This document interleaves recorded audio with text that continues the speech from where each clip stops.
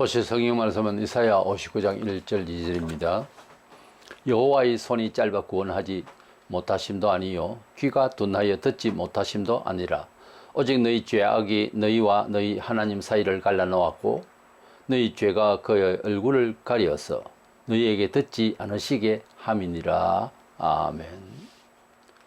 모든 종교에는 기도를 하는 내용이 있습니다. 우리가 하나님께 기도하는 일은 일반 종교인들과 특별히 다른 차원의 내용인데, 우리의 삶에 있어서 필요 충분 조건의 여러 가지 부족함이나 문제의 해결을 위하여 하나님께 도움을 청할 때 하나님은 살아계시고 성경어로 약속을 하셨기 때문에, 그래서 구약, 신약, 약속의 책이라는 거죠. 반드시 이루어 주심을 우리가 믿고 역사를 기대하는 겁니다. 그거는 하나님의 신은 다른 신들과 달라서 하나님은 살아계신 분이라서, 또 만물을 창조하신 분이라서 우리가 기도할 만한 그런 하나님인 줄로 우리가 믿고 기도해야 하는 것입니다. 문제는 우리가 하나님께 기도할 때 그 기도 응답을 받고자, 문제 해결을 받고자 우리가 하나님께 기도하잖아요. 그러면 우리가 기도로 나아갈 때에 하나님께 응답받을 마음의 그릇이 준비가 되어야 될 겁니다.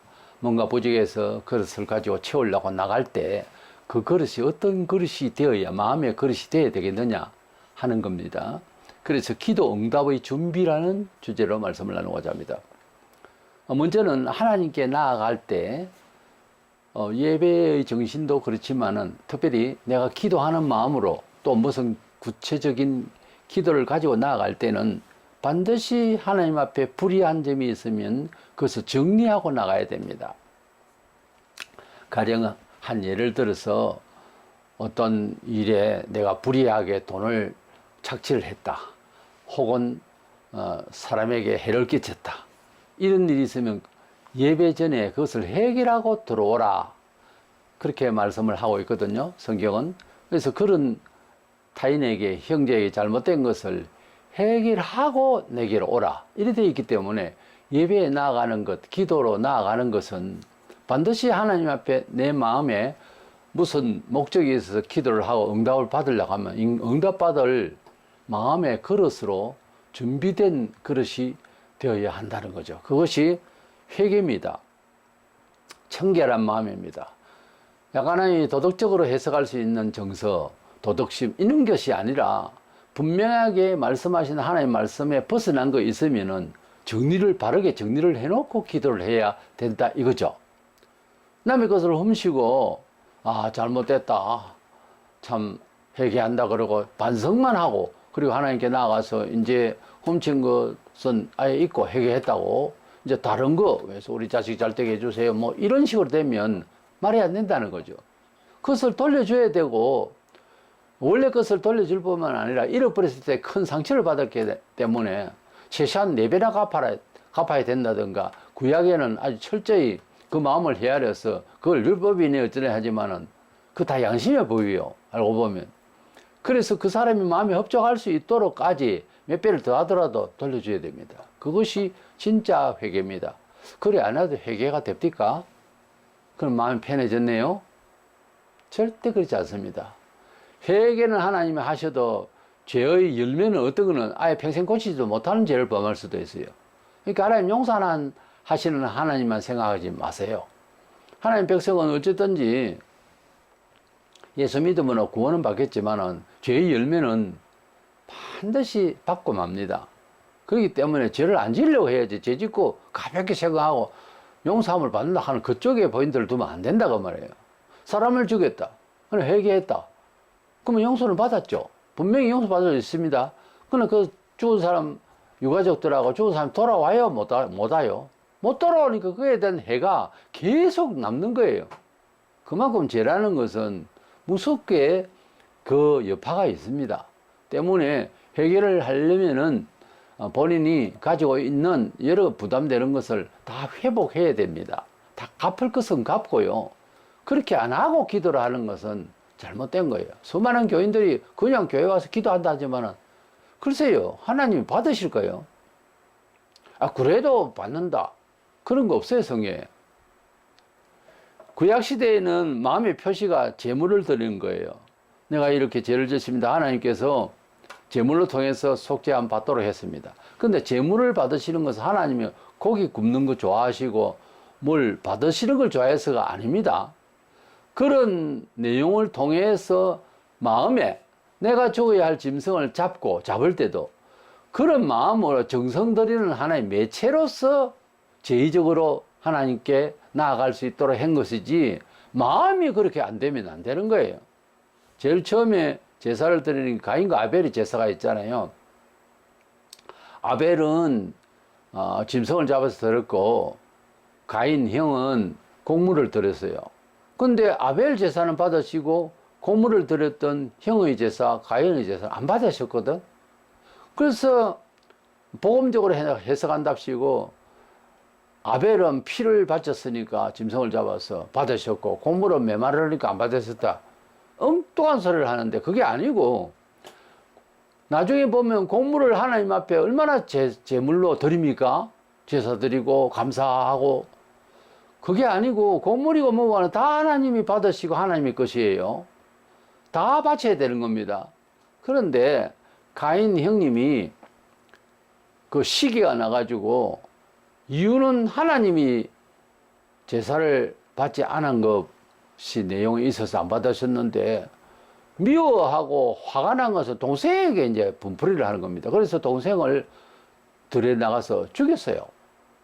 그랬을 때에 네 동생 어디 있냐? 그러니까 내가 언제 지킵니까? 지킨 잡니까 내가? 그렇게 이제 들이대면서 분노를 하고 오히려 하나님 앞에 불만을 토로한 겁니다. 그 가인의 형이 마음이 악해져 있기 때문에 동생을 죽이고도 그딴 소리를 합니다. 그 정신으로 뭘 드리든 그 재물을 한번 바꿔봅시다. 가인이 짐승을 잡아서 피를 바치고 아벨 동생이 고물을 바치십시다. 그때 돼도 아벨의 고물을 받으시고 가인의 동물 제사는 안 받았을 겁니다. 재물이 문제가 아니고 제조의 마음이, 죄를 드리는 제조의 마음이 잘못된 거예요. 그만큼 하나님은 중심을 보시기 위해서 제일 처음 나오잖아요, 그 제사가. 구약의 제사의 내용에서도 이렇게 돼 있어요. 레위기 4장 13절 4절에 만일 이스라엘 온 회중이 여호와의 계명 중 하나라도 부지 중에 범하여 허물이 있으나 스스로 깨닫지 못하다가 그 범한 죄를 깨달으면 회중은 그 수송아지를 속죄제로 드릴지니 그것을 해막 앞으로 끌어다가 제사를 드리라 되어 있어요. 구약의 제사를 드릴 때에 제물도 조심해서 준비할 때 드릴 것을 미리 준비하고, 양을 준비하면 살찌고 아주 좋은 튼실한 걸 잡아서 그래서 하나님 앞에 제사를 드리는데, 그 전에 뭘 해야 되냐면은 죄 중에 있으면서 우리 사람 그렇잖아요. 무슨 죄를 지은지도 몰라요. 때리는 몰라도 맞았는면 안다는 말이 있습니다. 누구에게 상처를 주는지도 모르고 살아요. 할렐루야. 그러면서 그것도. 그런데 내가 죄를 깨달을 때는 아무리 기뻐하고 즐거워하고 잘 믿는 척하고 하더라도 은혜를 정말 받고 생명의 빛을 받으면은 철저히 회개해야 됩니다. 다시. 그만큼 우리가 죄 중에 있어요. 그 죄를 스스로 깨달으면 재물을 가져와서 바치라 이래 되어 있어요. 그러니까 가인과 아벨의 정신을 보셨듯이 구약에 내리 제사를 드리는 정신에 있어서 특별히 죄 문제에 대해서 속죄제를 드릴 때 죄를 부지중에 지어놓고 모른단 말이죠. 그러나 깨닫게 됐대 그때에 제물을 드리라. 깨달은 자가 와서 제물을 받거든 제사장은 그것을 제물을 드리도록 준비하라. 이렇게 되어 있어요. 그러니까 아무렇게 제사를 드린다고 가져오면 하나님이 안 받으신다 이거는 마음이. 이사야 시대에 벌써 제물이 눈물고 다리 저는 것 이런 걸 갖고 와가지고 한 마리 잡아주세요. 한 마리 잡아주세요. 여기도 저기도 다 그런 식으로 형식이 되어버렸어요. 하나님이 어디 다리 절고 눈먼 거 그것은 뭐 정신 문제거든요. 그런 제물이 살찐 것도 마찬가지로 가져와도 정신 문제지 그 제물 문제가 아니라니까요. 그런데 구약 시대에도 벌써 타락하니까 형식이 되어버려요. 회개를 안 한 상태에서 죄도 생각나지 않는 죄를 죄로 느끼지도 못한 상태에서 그저 하라 하니까 하는 거예요. 그것도 기왕이면은 뭐 값싸고 별로 좋지도 않는 상태가 안 좋은 그런 양이나 잡고, 사람이 이 정도 가면은 제도적으로 볼 때 하나님 편에 서서 우리가 한번 봐보자 이거예요. 이게 지금 받을 만한 물건이냐고, 이게. 그런 식으로 하나님 앞에 나아가면 안 된다 그거죠. 하나님께서는 신약 시대에도 주님께 나아갈 때 나는 천국 가서 만나볼 분들이 참 많은데 그 중에 성경에 있는 분 중에 삭개오 이분을 꼭 만나보고 싶어요. 주님을 소문으로 듣고 삭개오는 세리장으로서 정말 돈도 많고 괜찮은 사람이고, 근데 키가 좀 작아. 그게 뭐 됐습니까? 다만 인생 자체가 괴롭고 이랬을지 모릅니다.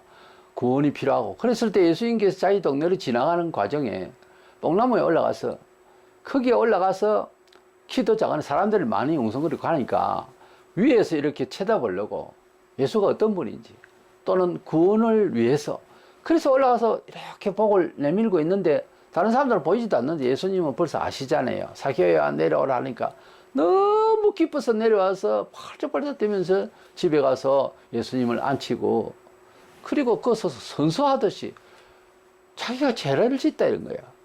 이웃에 세금을 많이 걷어서 내가 착복한 것이 이제 내용대로 4배나 갚겠습니다. 그리고 재산 절반을 가난한 자들은 내주겠다고 그러고, 그렇게 하라 그랬어요. 그런 조항을 누가 만들었어요. 그런데 이 삭개오가 그렇게 회개의 양심이 일어나서 막 자기가 스스로 이야기를 하는 거예요. 회개는 그런 겁니다. 억지로 하는 게 아니고 그렇게 안 할 수가 없는 지경에 마음의 양심이 깨어나는 거예요. 그리고 갚을 건 갚는 거예요, 절절히. 그게 진짜 회개입니다. 예수 믿을 때 막 그런 마음이 들기 때문에 꼭 본인들이 삭개오처럼 닮았다 싶은 생각이 들 거예요. 제가 그런 마음이 있었기 때문에 삭개오 이분을 만나서 참 기뻐하고 싶다고요. 만나보고 싶다고요. 그때 그래서요, 그 마음을 같이 읽었습니다. 이 말을 하고 싶었어요. 참 은혜가 되면 갚을 길이 없는 사람은 2배 없는 일에 대해서는 2배의 통곡이 오죠. 하나님께 죄송스럽고. 그러나 갚을 수 있는 것을 갚으려고 해야 되는 거예요. 그게 회개입니다. 그냥 내 정서만 바뀌면 되는 것이 아니에요. 그건 또 다른 수준의 이야기지. 사도 바울도 사도 시대에 그때 당시 아닙니까? 예수님 당시에 시대에 살았던 유대 율법 교사로서 대단한 사람이었습니다. 일찍부터 어릴 때부터 뼛속 깊이 율법주의로 잘 살아왔던 그런 지독한 율법주의 교사입니다. 그런데 이분이 예수 믿고 난 뒤에 여러 가지 변화 중에 우리가 무엇을 죄로 여기고 그 죄 때문에 내가 죄값을 받아 멸망을 받아야 하는 존재인가를 알아야 예수님의 보혈의 피가, 속죄의 피가 효력이 있을 것 아닙니까? 병원에서 진찰을 잘 받아서 MRI 찍고 무슨 병인지를 진단을 잘 받아야 그 다음에 그에 맞는 약을 찾을 것 아닙니까? 아, 배 아프다고 찾아가서 아무 약이나 약국에 가서 사 먹으면 됩니까? 진단을 잘 해야 될 것 아닙니까? 이것은 무슨 병이든 병명도 다 달라요. 비슷하게 보여도. 부위는 아픈데 그 아픈 내용이 다 다르다고. 그러니까 뭐가 죄다. 그래서 무엇이 죄니까 그 죄를 해결하면 내가 어찌어찌 해주겠다 하는 게 하나님의 의도고 성경이에요. 그러니까 구약에 특별히 이제 전체를 우리가 모세율법이라고 하지만 구약 성경 전체는 한마디로 하면서 율법책이라 이렇게도 보통 이야기할 수 있습니다. 사실은 영적으로도 신약도 하나의 양심이 율법이에요. 그리고 신구약 성경 전서는 우리에게 한마디로 말하면 우리를 견책하고 징계하고자 하고 분석하고자 하고 판단하고자 하는 말씀이라서 성경 말씀은 어떤 면에서는 심판책이에요. 제대로 심판받으면 생명을 얻는 그런 책이에요. 같은 심판책이라는 표현을 한다 하더라도 그만큼 성경을 볼 때는 나를 먼저 심판할 수 있어야 돼. 판단을 잘 해야 되는 거예요. 그것도 디테일하게 아주 섬세하게 MRI 찍듯이 그러니까 하나님 앞에 나오는 사람은 경건이 필요해요. 조심해야 돼요. 그냥 뭐 종교적으로 오고 그냥 뭐 즐거움으로 그냥 인간적으로 온다? 이거는 아니에요. 본인에게나 남에게나 아무런 효험이 없는 짓입니다. 하나님께 올 때는, 병원에 갈 때는 어떤 마음으로 가요? 우리 교회 시간은 아주 경건한 마음으로 가요. 조실한 마음으로. 의사 선생님이 철저히 인사를 하고 잘 진단해 주세요. 이러면 인사를 꼬박꼬박. 얼마나 경건합니까? 육신의 몸에 무슨 병이 있는지, 왜 아픈지, 이런 것을 위해서 얼마나 조신하게 다가갑니까? 맞죠? 그와 같이 우리 영혼이 하나님께 나아갈 때 어찌해야 되겠습니까? 가볍게 나아가야 되겠어요. 뭔가 조신해야 할 필요가 있다고요. 우리 육신을 가지고 뭐 충분히 누가 돈을 대주니까 그것도 의사 선생님, 좋은 명성 있는 의사 선생님한테 나갈 때에 충분히 맡기 위해서 여기도 아파요, 저기도 아파요, 어때요? 오만 소리 다 할걸요. 그와 같이 하나님 앞에 나아갈 때 우리가 우리 영혼의 상태에서 주여, 내가 여기가 막히가 생각이 둔합니다. 여기가 막혀서 어떤 집사보다 나는 더 못해요. 철저하게 자신을 낮출 생각은 안 하고 그냥 나간다? 이건 아니잖아요. 우리의 삶의 스타일이 아니잖아요. 그게 패턴이. 영어로도 6월 생각하듯이 그렇게 해야 됩니다. 그래 바울이 그때 당시에 살아갈 때에 예수님 당시에 그 이스라엘 백성들의 종교심의 상태를 말씀하시기를 회칠한 무덤이라, 그런 말씀이 있잖아요. 그때 당시에 이제 사람을 묻고 그 위에 큰 바위를 덮어서 무덤이 아닌 양 그렇게 했답니다. 그래서 그 위에 회칠을 칠해서 멀쩡한 듯이 그게 송장이 있는 것 같지 않게 했답니다. 그래서 우리 사람의 양심이 하나님을 믿는 믿음의 내용이 유대인들이 그때 당시에 회칠한 무덤 같다, 속에 송장이 있듯이 죽음 믿음이다 그거예요. 네. 그래서 회칠한 무덤 같은 그 신앙심으로 살아가면서 죄가 뭔지를 어떻게 제대로 이해하고 감각이 있겠느냐 그 말이에요. 그래서 바울도 죄 문제를 해결하러 오신 예수님을 만났으니까 뭐가 죄인지를 먼저 제대로 알아야 될 것 아닙니까? 그래서 그것을 표기하기를 이렇게 말해요. 로마 7장 7절에. 그런데 우리가 무슨 말을 하리요? 율법이 죄냐? 그럴 수 없느니라. 율법으로 말미암지 않고는 내가 죄를 알지 못하였으니 곧 율법이 탐내지 말라 하지 아니하였더라면 내가 탐심을 알지 못하였으리라. 자, 율법이라면 구약 전체를 말하기도 하지만 특별히 십계명, 탐내지 말라 한다. 탐심이 뭔지, 어디까지가 죄가 되는 건지, 어디까지 우리가 보편적인 욕망인지 구별이 안 되잖아요. 근데 하나님 앞에 탐심, 욕심, 과도하게, 가분하게 생각하는 그것, 그리고 법적으로, 도덕적으로도 넘어가는 그런 욕망, 이런 탐심에 대해서 죄로 여기지 않았던 시대였거든요, 그때가. 율법을 가지고 있으면서. 그때 당시에 율법 교사가 그랬다는 말이에요, 마음이. 그래서 다시 이제 자기를 정돈하는 거예요. 죄란 율법에 말한 대로 죄로 여겨야 된다. 여겨지지 않는 마음은 아직 자취하더라도 여겨야 된다는 인지부터 하라는 거지. 그래 바울 사도가 누굽니까? 율법 교사요, 그때 당시에.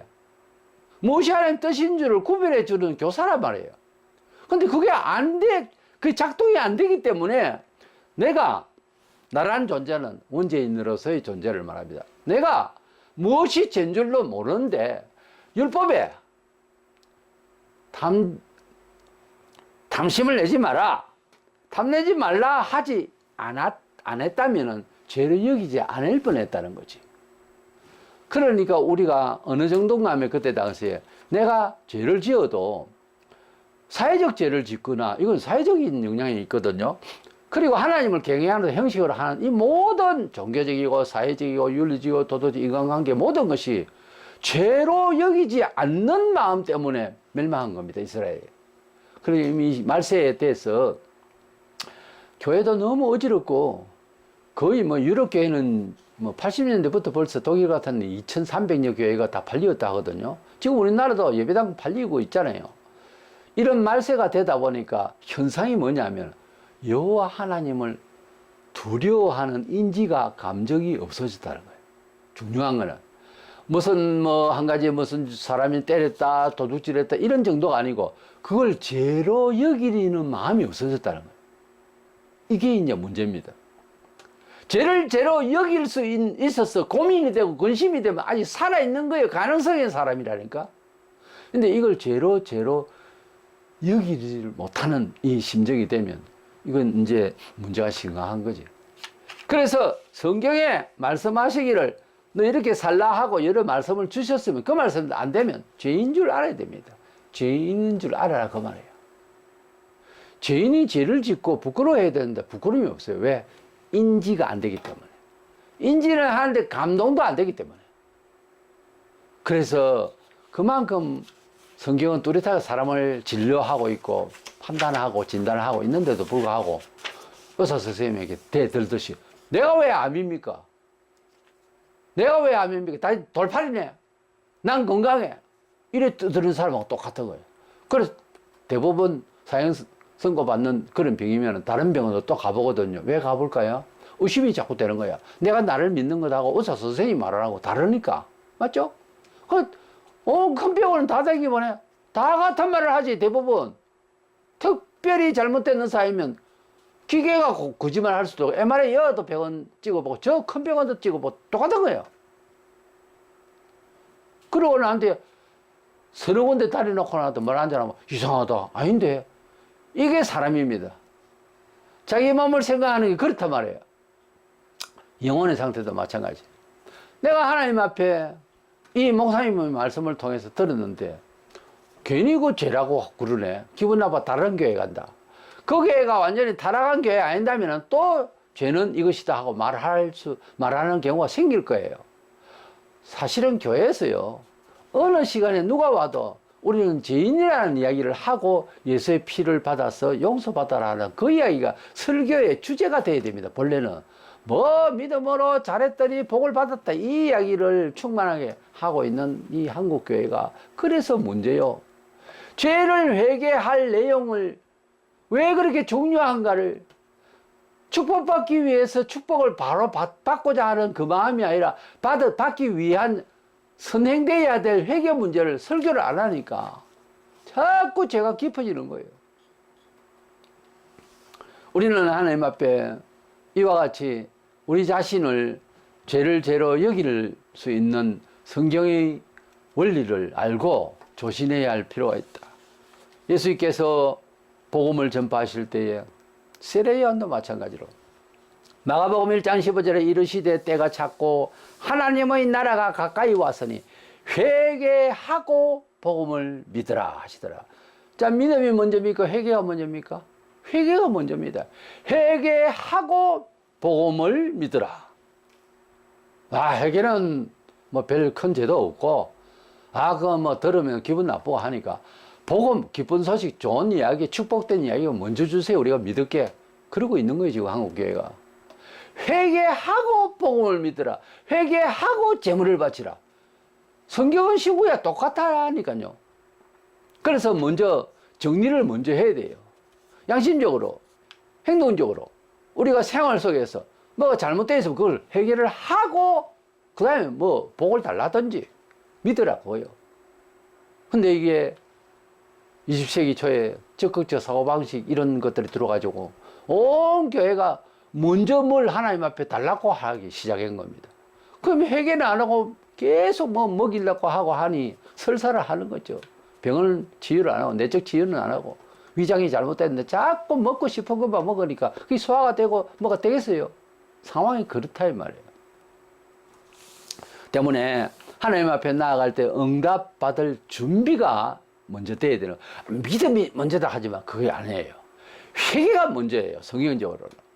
많은 사람들이 축복받기 위해서, 응답받기 위해서 믿음을 가자 뭐 이런 소리를 하는데 안 그렇습니다. 성경대로 하지 특별한 경우에 따라서 그대의 뜻대로 내가 해주마 하는 하나님은 아니라고 말이에요.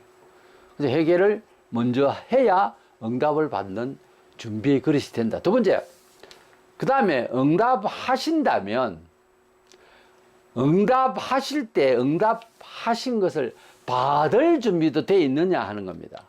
내가 무엇을 받으려고 할 때 그 받으려고 할 때 그 받을 라고 하는 내용이 올 때 그것을 받을 준비는 되어 있어요.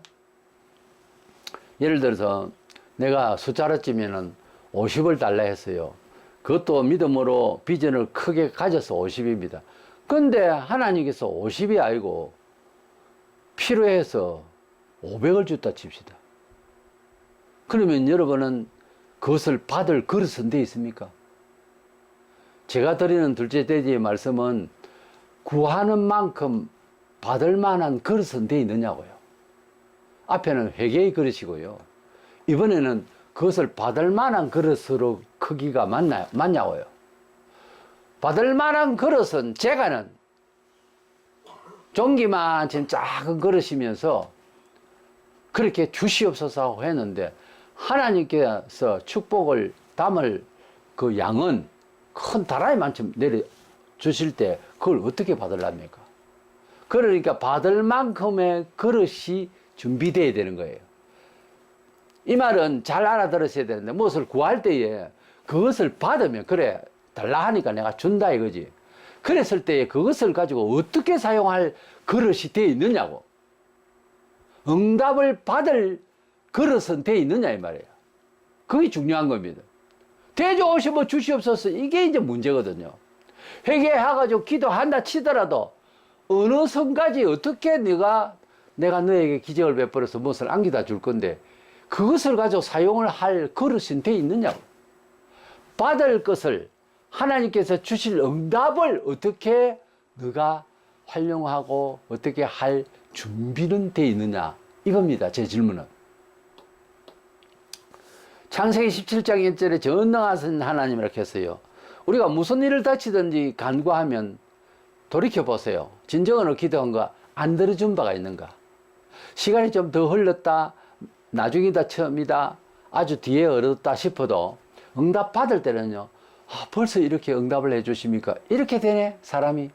그게 무슨 시간의 의식이냐 하면은 카이로스라는 하나님의 시간대에 들어가기 때문에 그렇습니다. 천국에는 어제가 오늘이고 내일이 오늘입니다. 시간 개념이 멈춰 있어요.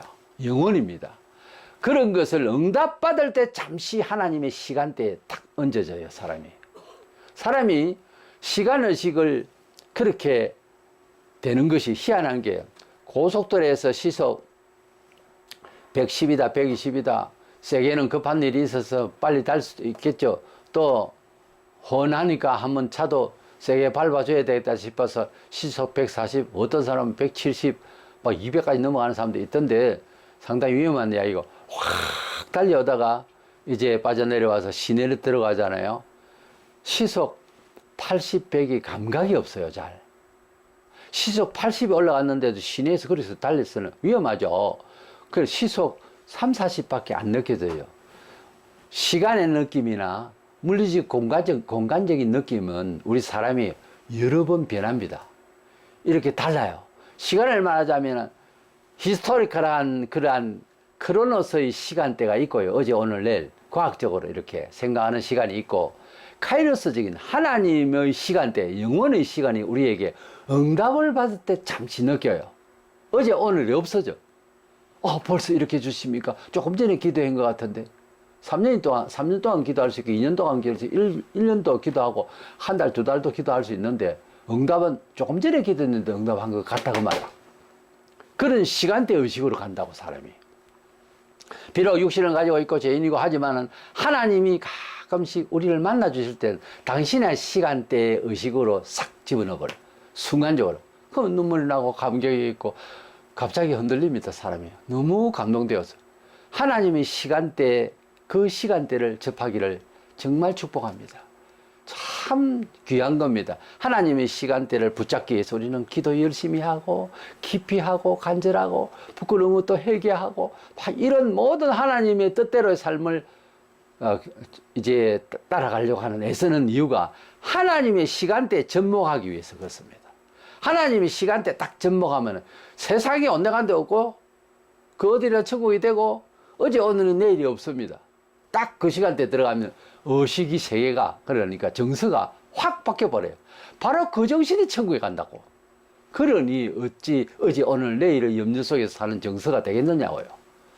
천국에 가면 하나님의 시간대하고 딱 맞닥뜨려서 체인이 되어서 그대로 흘러요. 얼마나 감사합니까? 그래서 영원한 곳이라 합니다. 분명히 육신이 있는데도 그런 체감을 할 때가 오거든요. 바로 우리가 부활해서 육이라는 것이 있는데도 신령한 몸이 되어서 영원한 세계에 그렇게 느낄 수 있고 체감되는 신령한 부활의 몸이라서 꼭 마음만 아니라 몸도 영원히 가버리지. 그 기능이 되어버려요. 부활의 몸이. 얼마나 감사합니까? 나는 부활에 대해서 설교하려고 하면 한 달 동안 할 수 있어요. 얼마나 좋고 얼마나 감사한 일이냐고 말이에요. 바울이 많은 일을 하고 고생을 해도 어찌든지 나는 부활에 참여하기를 원한다. 바울의 마지막 비전은 부활이었어요.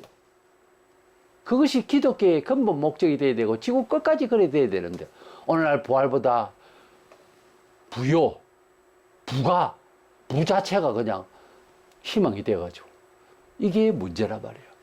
부로 끝나지 말고 부활로 우리가 생명 걸고 하나님 앞에 삶의 바른 요소를 찾아서 하나님 뜻대로 살아야 될 줄로 믿습니다. 그래서 하나님은 우리가 전능하신 하나님을 알고 사도신경에 신앙 고백을 할 때부터 전능하사 천지를 만드신 하나님 아버지를 내가 믿사오며 하나님만큼 믿기는 믿어요. 또 그렇게 알고는 있어요. 그러면서 하나님 앞에 기도하다가 빨리 이루어지지 않으면 안 들어주시나? 하나님 이런 거는 안 하시나? 못 하시나? 전능하신 하나님을 해놓고 그만 까먹습니다. 이게 보통 사람들의 생각이에요. 신자들의. 그러나 끝까지 반드시 내가 바라는 응답의 내용을 주실 것이다 하는 이 믿음을 준비해야 됩니다. 그래서 그 응답이 내게 임하면 나 어떻게 하지? 받은 것처럼 내가 어떤 지금부터 아예 받은 것으로 알고 태도를 취하는 거죠. 그렇죠? 그렇게 우리가 하나님 앞에 내가 뭐 회사 사장이 되고 싶다. 이러이러한 제품을 파는 큰 회사를 운영하고 싶은 회사 사장이고 싶다. 말단 사원이지만 그런 마음을 만약에 품었다. 그러면 어떻게 할 것이야? 그렇게 돈 벌어서 정말 하고 싶은 선교를 하고 싶다. 또는 나는 너무 배우지도 못했기 때문에 교육 선교를 참 많이 베풀고 싶다. 그런 뚜렷한 하나님의 목적이 있어서 회사를 운영하는 사장이고 싶다 하는 생각을 가졌다 칩시다. 그러면 받을 준비 그릇을 만들어야 되는데 사장처럼 일을 하세요. 사장은 놀고 있는 것 같지요? 안 그래요. 안 그래요.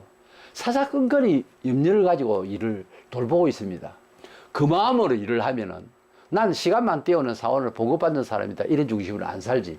사장같이 일을 하는 거예요. 모든 것을 내 것으로 생각하고 이 모든 것을 다 내가 책임져야 되는 것처럼 생각하면서 일을 하게 돼 있거든요. 그렇죠? 그러면 결국은 그런 사람이 된다고. 마음먹기를 어떻게 먹느냐? 그것을 응답받을 것을, 응답의 내용을 받을 그릇이 돼 있으면 태도가 달라져요. 그렇잖아요. 그래서 하나님 앞에 나아갈 때는 회개가 먼저고, 그 다음에 어떤 믿음으로 구하는 내용 자체를 내가 받을 때 어떨 것이냐, 어떤 자세로, 어떤 일로, 어떻게 이것을 다뤄 나갈 것이냐 하는 마음의 그릇이 되어 있어야 된다는 거죠. 그것이 되어졌을 때 임한다니까요, 응답은. 그렇게 응답하시면 내가 어찌하리이다 가 양심적으로 확실하게 자기 자신을 볼 수 있냐고. 그냥 막무가내 많이 주면 좋겠네요. 대부분 그럴걸요. 그게 아닙니다.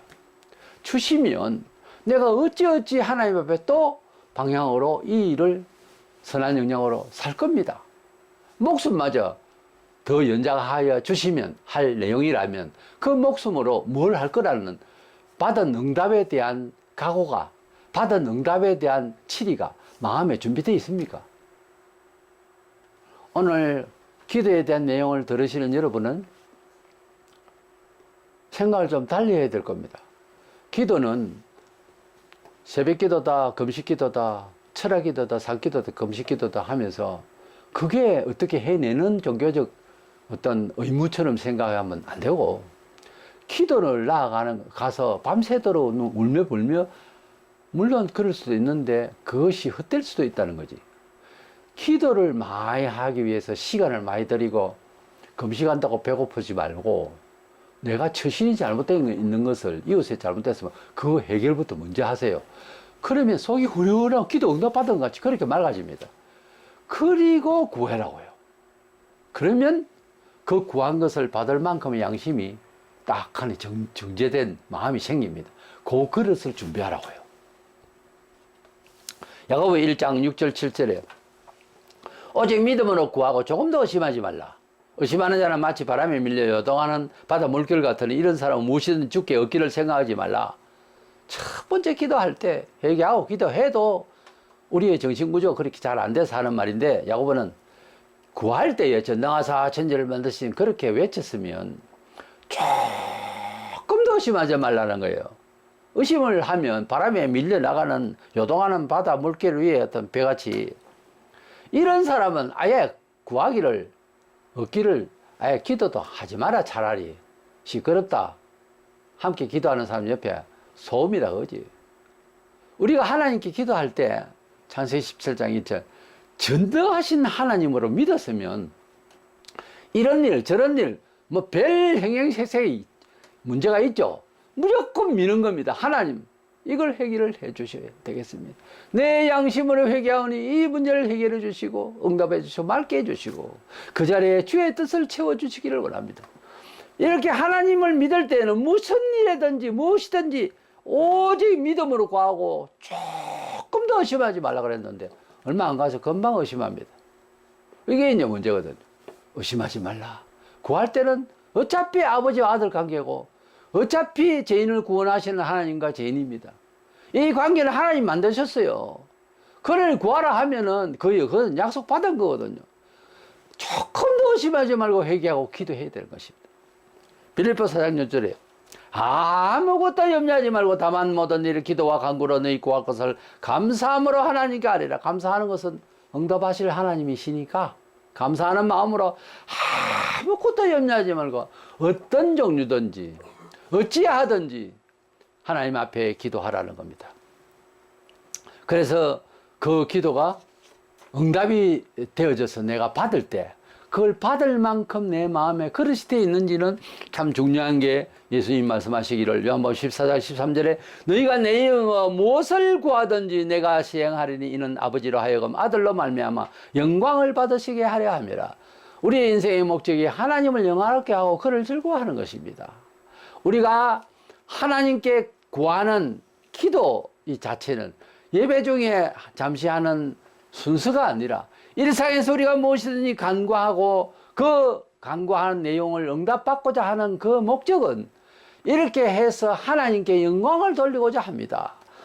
가령 무엇을 주시면 그것으로서 어떻게 하고자 한데 내가 그것을 받을 그럴 준비가 되어 있는지를 봐야 됩니다. 하나님께 영광을 돌리기 위하여 이 회개하고 어떤 일을 하고자 합니다. 주님 힘을 주시고 회개도 힘을 주셔야 돼요. 하나님 주시면 하나님께 영광을 돌리고자 합니다. 그래서 꼭 그렇게 끝마디가 영광을 돌리고자 합니다 이렇게 말하지 않아도 우리 마음속에 하나님 앞에 간구할 때는 이 모든 나의 간구와 애씀이 하나님께 영광이 되는 삶을 지향하는 뜻에서 구하고 예배하고 교회 충성하고 이런 있을 때는 기도 시간에 많은 말을 안 해도 벌써 하나님이 아십니다. 나를 위해 저래 준비하고 노력하고 땀 흘리고 있다 하는 것을 보시고 계시는 거예요. 모든 중심이 아버지를 위한 태도와 열정과 간절함과 눈빛입니다. 자식 중에도 정말 부모를 깨닫고 아는 자는 뭐 부모님을 사랑합니다 말 안 해도 벌써 태도가 이렇게 하면 아버지가 좀 불편하셔 자리도 어떻게 만들고 그 태도가 보입니다. 말만 아니라 회사에서나 어디서나 마찬가지죠. 벌써 위하여 하는 태도는 말이 필요 없습니다. 벌써 그렇게 눈치를 채고 벌써 내용 자체가 달라요. 삶의 행동이.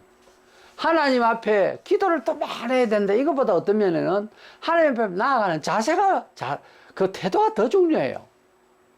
그래서 마음 중심에 하나님을 섬기며 나의 왕으로 모시고 나의 생명의 주로 모시는 그 양심이 더 중요하다는 거죠.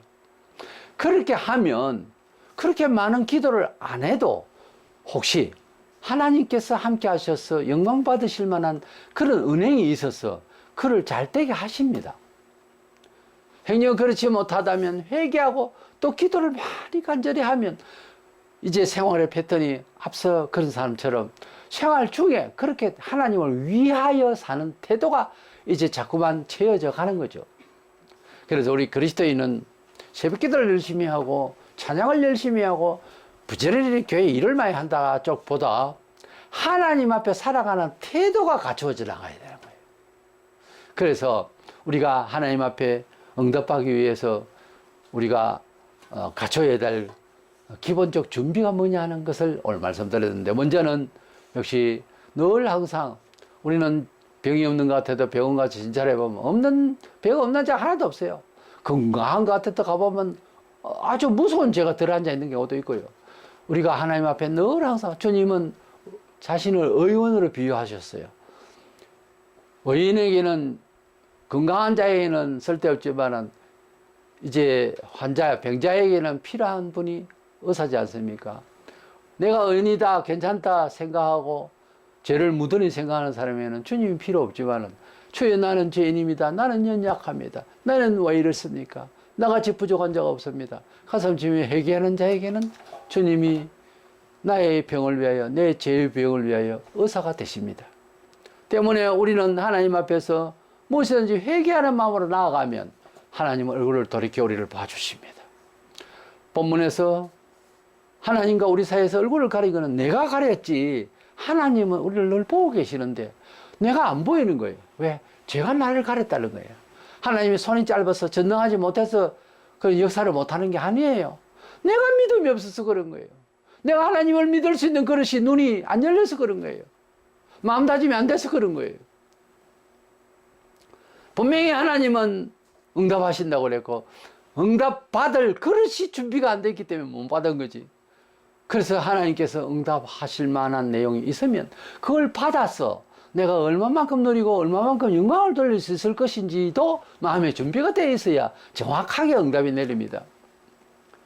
청결한 마음부터 가지고 반드시 이루어 주실 것에 대한 믿음이 또 확실히 있어서 그것을 받을 준비까지 미리 되셔야 됩니다.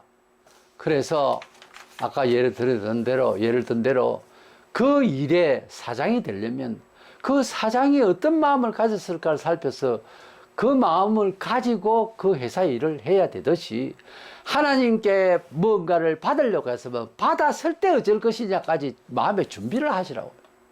그러면 아직은 응답이 안 됐고 아직 기도의 소원이 다 들어지지 못했을지라도 벌써 하나님께 나아갈 때 성결해야 되고, 단지 교회 와서 깨끗한 마음까지 낳고 그저 정서를 바꾸는 것이 아니라 구체적으로 죄를 지었으면 그걸 해결하고 하셔야 됩니다. 해결을 안 하고 백날 예수 믿는다 해도 안 된다니까요. 될 것 같습니까? 죽을 날 되면 목사도 마찬가지로 지난 일을 회개한다고 웃기잖아요. 묻어두면 안 됩니다. 그것을 다 풀어내야 되는 거예요. 잘못된 거는 풀어내야 되고 고쳐야 되고 뺏었으면 드려야 되고, 그래 해야 기도도 되고 응답도 있습니다. 그리고 난 뒤에 받을 만한 그릇을 준비해야 되는 겁니다. 만약에 내가 원하는데 그것을 주시면 어떡할 거냐 이게요. 그게 미처 준비가 안 되면 안 되잖아요. 그래서 이렇게 큰 걸 주실지, 이만큼을 주실지, 칼을 주실지, 바위를 주실지, 뭘 필요한 것을 달라 했는데 그것을 어디에 활용을 해서 하는 게 영광을 돌릴지, 결국은 그것이 마음의 준비도 또 되어 있어야 뭘 달락해야지. 그릇도 없이 하나님이여 비를 주시옵소서, 비 받을 그릇은 안 내놓고, 그건 아니거든요. 그래서 마음의 그릇을 준비한다는 것은 그만큼 전능하신 하나님을 믿는 만큼의 그릇이 되는 거겠죠. 그래, 그것을 받아서 어떻게 활용하고 어떻게 영광을 돌리겠다는 마음의 준비가 되어 있는 그릇이 있는 만큼 하나님이 부어주신다고. 그 예외는 없어요. 오늘 기도 응답을 받는 방법이 아니고 기도 응답을 받기 위한 준비에 대한 두 가지를 말씀을 드렸습니다. 청결이 문제고 정리가 문제다. 먼저 그리스도인의 정체성이 문제고, 그 다음 받았을 때 주셨다 생각하고 그걸 어떻게 활용하고 어떻게 하는 게 영광을 돌릴 것인가에 대한 마음의 그릇도 먼저 준비되라. 그리고 기도로 들어가는 겁니다. 그러면 100% 하나님 응답하세요. 믿으시고 주께 응답을 많이 받아서 주님이 나와 함께 하시는 카이로스의 하나님의 시간대에 들어가는 영광스러운 그런 정말 정서의 시간, 많이 연결되어서 생활들이 하루가 한 시간처럼 흘러지는 그런 하루가 천년되어지는 하나님의 시간대에 은총받는 실생활이 되기를 주의 이름으로 축원합니다.